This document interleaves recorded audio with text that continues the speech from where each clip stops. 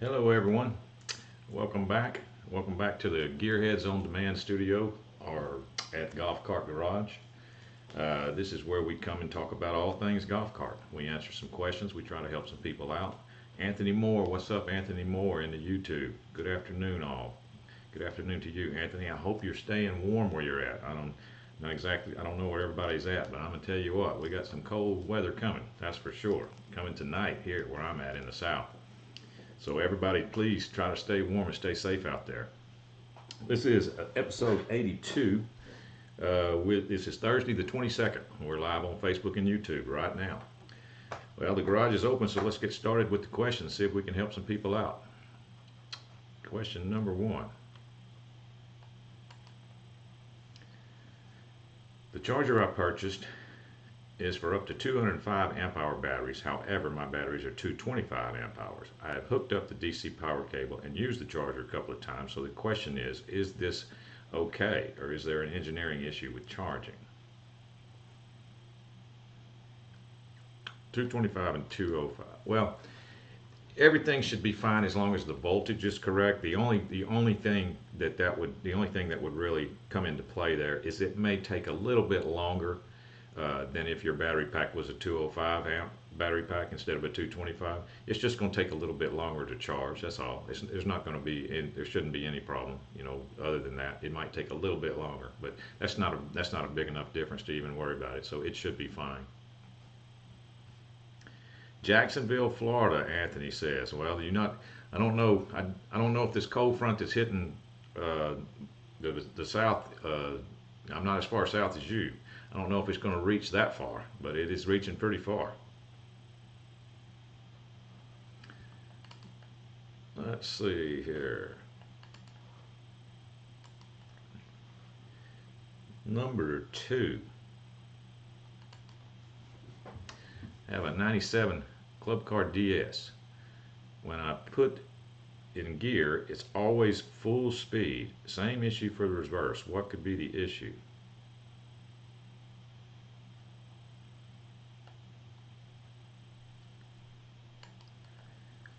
Well, on a 97, if we're talking about an electric car, I mean, if we're talking about an electric car, on a 97 you would have a V-Glide. So that's the device that sends the signal to the controller to tell the controller what to send to the motor. So you probably got a faulty V-Glide. You could at least look at it and see if you see any burnt marks, because a V-Glide is supposed to look like brand new on the inside. All those copper contacts are supposed to be perfectly shiny, and as you push your accelerator pedal, the wiper arm goes up to the top contact. So look in there and see if you see anything obvious, but if not, it still could be your V-Glide. Jacksonville, Florida, 53. All right, Anthony, get ready for this. This is what they're calling for where I'm at tonight in the morning. 4 degrees Fahrenheit. That's what they're calling for in the morning at 7 o'clock in the morning. I don't know if I've ever been in 4 degrees Fahrenheit in my life, so it'll be a first for me. Number 3. I have a Club Car Precedent, and I recently upgraded the motor and controller to an Alltrax controller. Recently, I found that after I unplug the cart from the charger and push down on the pedal to go, it won't drive in either forward or reverse. I then will allow it to sit for about 5 minutes, and after that, the car drives with no problem. Any clue might what be going on? Do I need to reset the cart OBC?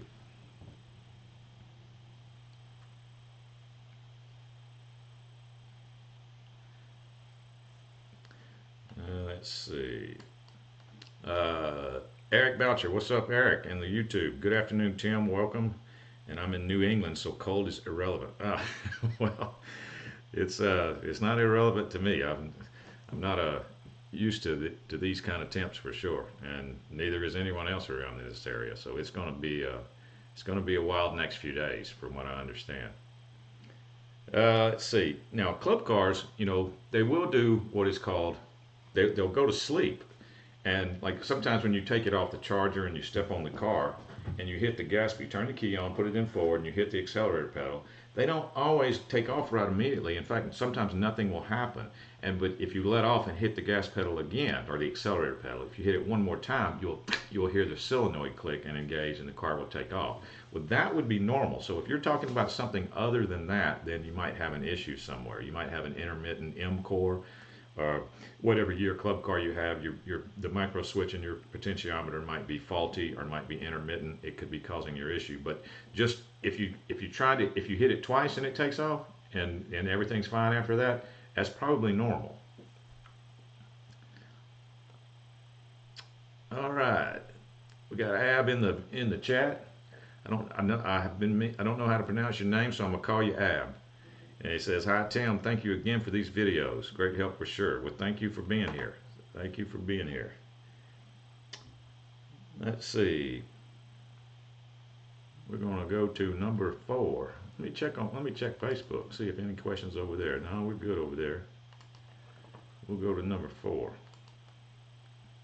Well, I need to upgrade the springs if I put a lift kit on my Yamaha Drive cart. Let me fix this real quick. Here's the deal with that. When you put a lift on a Yamaha Drive, like Yamaha doesn't have leaf springs like EZGO and Club Car. Their rear end is completely different, and it uses coilover shocks is what's holding the car up in the air. All right. Well, because of that, when you lift a Yamaha, it relocates the shock bounce, and you put the shocks back in there. You've got more leverage. You've got more top-heavy leverage that's affected more on a Yamaha than it is on a Club Car and EZGO, because they have those big straight leaf springs that the axle's bolted to, so it doesn't have as much top-heavy leverage. Well, I find that Yamaha, it is necessary to put heavy-duty springs after a lift like that. You don't have to change your whole shock. You can just replace that spring. The red spring that's on the coilover spring that's on the shock. You can get a set of heavy-duty coilover springs to go on there. I would recommend that. Otherwise, you might not be happy with the top heaviness and the swaying, because it has, like I said, it has more leverage to lean over when you go around a curve. So you probably wouldn't like that. So it'd be a good idea.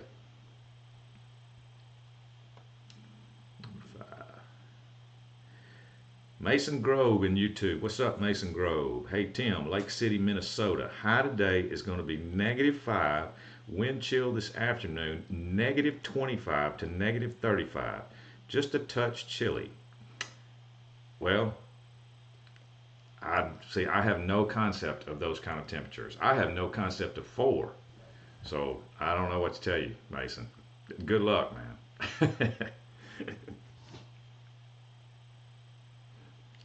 Let's see. I'm on number 5, I believe. Let me check 4 and make sure. Yeah, I'm on number 5. I have a 2007 Club Car Precedent, and after stopping the cart, the brake lights stay illuminated for nearly 5 minutes. Is there an adjustment I can make to change this to something a bit more reasonable?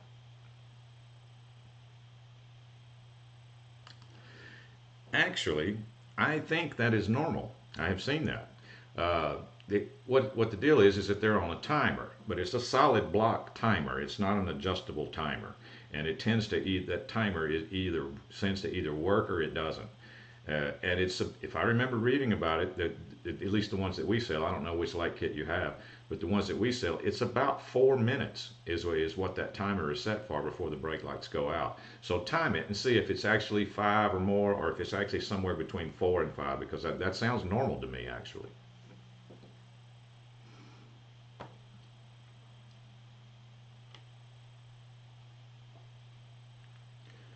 Let's see, let me check Facebook again there. No, we're good there. We're on number 6.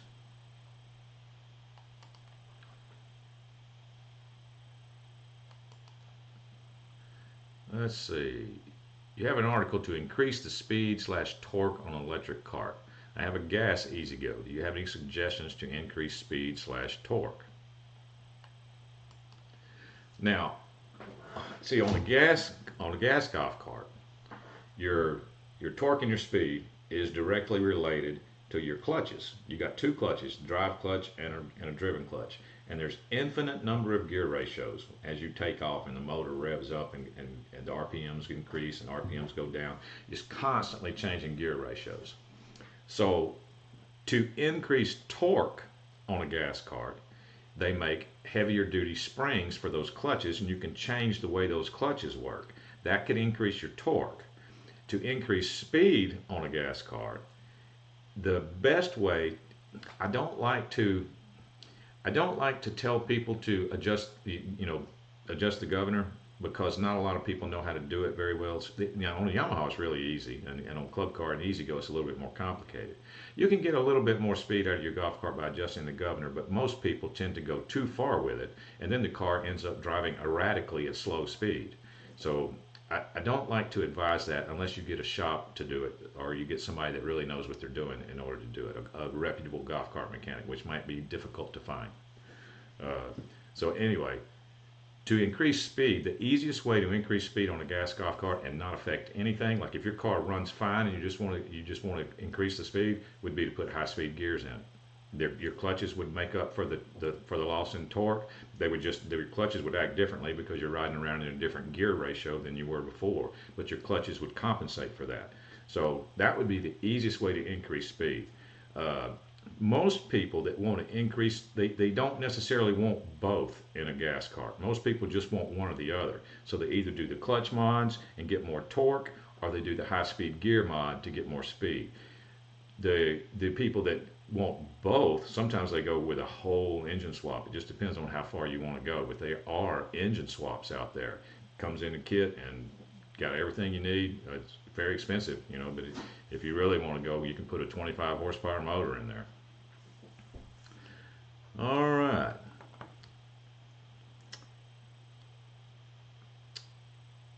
𝗫𝗄𝗃𝗲𝗃𝗃𝗲.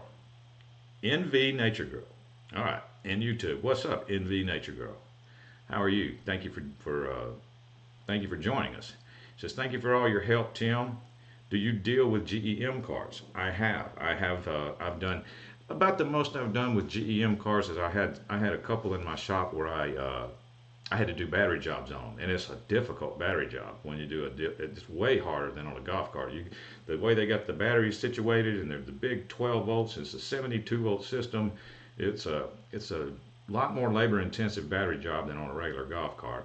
And then I did some charger work. I had one that the charger wasn't done, but that's about it. So it would tell me what your issue is, and I'll see if it rings a bell on anything that I did with gem cars.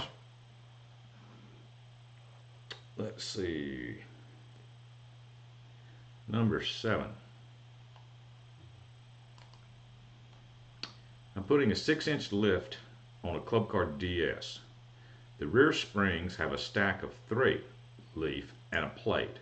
Your videos show only 1 spring leaf being used. Should I unbolt this set and use the 1 primary leaf spring that has the connection for the bolt on each end?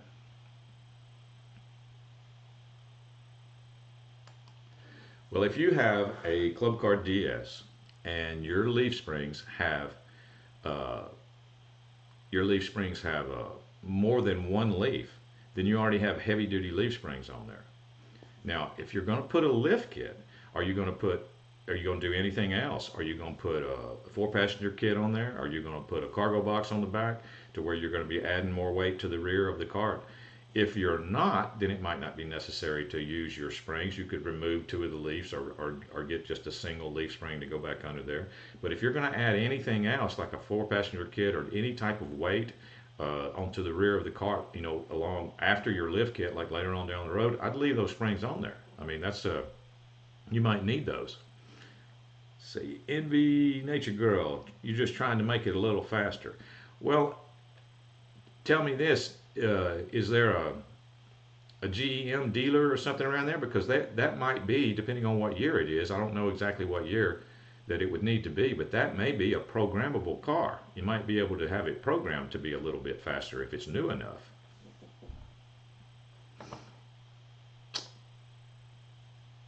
Let's see, I'm on number 8, but I'm going to go over here first. Number 8. I have 6 8-volt batteries on my cart. My question is, what would be the difference if I made up the 48 volts with, say, 4 12-volt batteries? Would the runtime be less?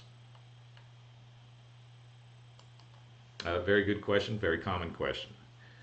The answer is yes, the runtime would be less.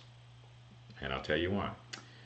The amount of runtime that you have when we're just talking about lead acid batteries now. We're talking about wet lead acid batteries. The amount of runtime that your golf cart has, the distance that it can travel before it needs to be recharged, is directly related to the amount of lead that your car's carrying.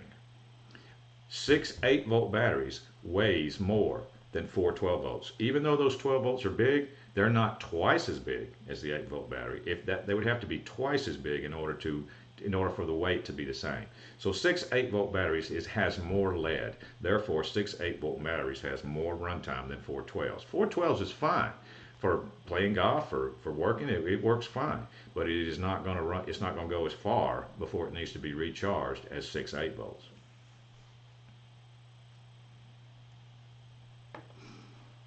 Let's see. All right. Where are we at here? That was number 8, so we're on number 9. Oh, stick around to the end of the video because I'm going to be giving away a coupon code if you don't already know that. If you don't already know what the code is, I'll be revealing that here at the end of the video. So anybody watching or participating in the live, stick around to the end if you don't know what it is already. Number 9, we can just replace that. Can we just replace the one battery, then plug in the charger to see if any of the other batteries were affected?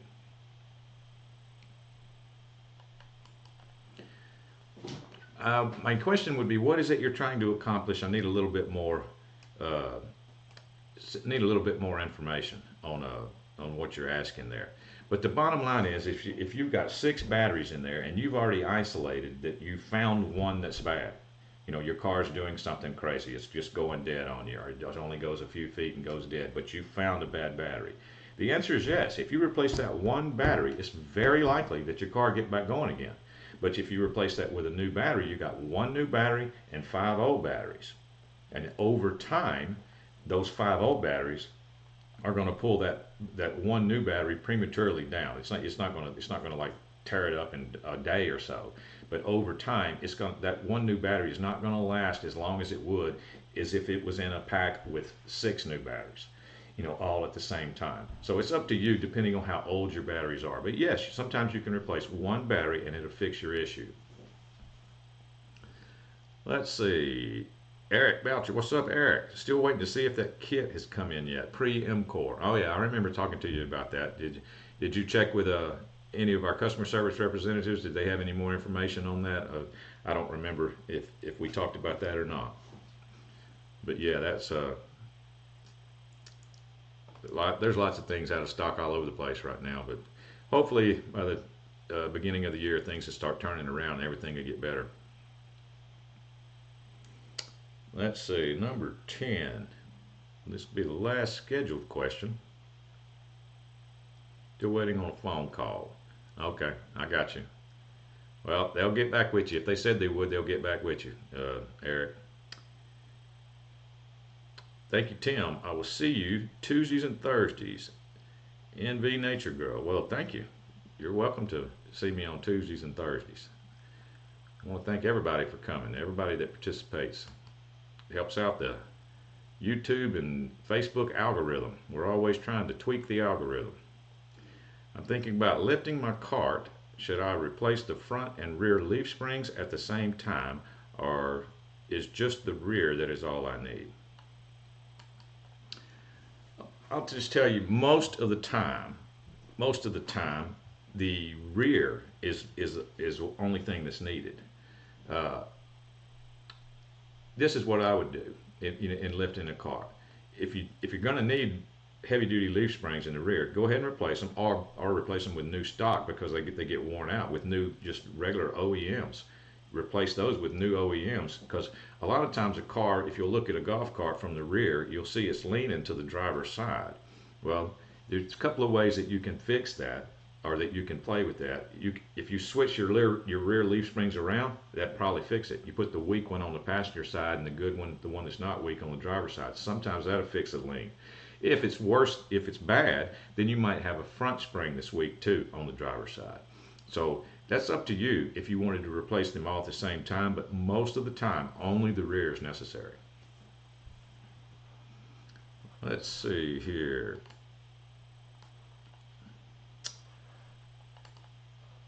Looks like everything is cool over there. All right. I said I was going to give away a coupon code for anybody who doesn't know what it is. Well, there it is. Tim Giveaways. Get 5% off any parts you order at 𝗪𝗃𝗲𝗃𝗃.com. Use TIM6. Use code TIM6 at checkout. This code expires January the 8th, so you ain't got much more time. So use it now. Any parts you order, 5% off. Love listening to you. Love learning. Merry Christmas and a Happy New Year. Well, thank you, Eric. Give out stickers or little gadgets instead of coupon code, please, Anthony says. Well, Anthony, it's funny that you say that because I'm working on it. The bug is in their ear. Believe it or not, I've had people that are very interested in these hats, so we're kind of working on that. Might be giving out things like that. How would that be? I think that would be great. So anyway, the word is out. We are working on it. So stay tuned and keep continuing to come back, like and subscribe, and comment, and then we'll see what happens. But I did put the bug in their ear recently about giving away some other stuff. Coupon codes are cool, but actual items would be even cooler. Happy holidays to you and your family, says Nature Girl. Well, thank you, Nature Girl. Happy holidays to you also. Let's see. That looks like about it. Let me turn off this. Okay, I did that already. Let's see, that was the last. All right, we did the coupon code. Now we're going to go with this week's tip. And I think I've already given the tip away. It's a tip was in the answer to one of the questions. Golf Cart Garage is actually posting happy shopping for everyone. Merry Christmas and happy holidays for all from Golf Cart Garage. Well, thank you, Golf Cart Garage, for joining in. This episode's tip is what I said earlier about the 6 8-volts versus the 4 12-volts. The tip is 6 8-volts gives you better range than 4 12-volts because it's directly related to the amount of lead. Your range is directly related. So I've already given the tip earlier in this episode, but that's this week's tip. They want me to do a tip every episode, so that's a good one there. I don't talk about that very much, but it is a fairly common question. All right, that's going to be it for me. I hope everyone, thank you and Merry Christmas to all. Anthony Moore, thank you, man. Thank you for participating.